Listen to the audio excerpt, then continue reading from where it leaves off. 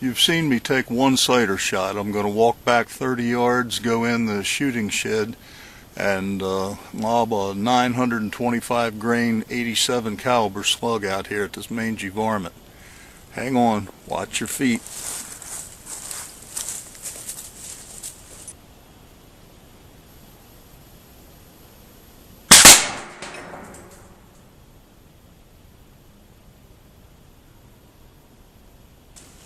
Well, that'll teach you, by golly. Alright, got him.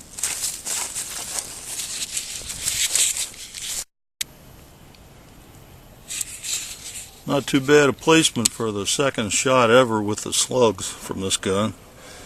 Let's see how it did. I do believe, oh yeah, I left a mark.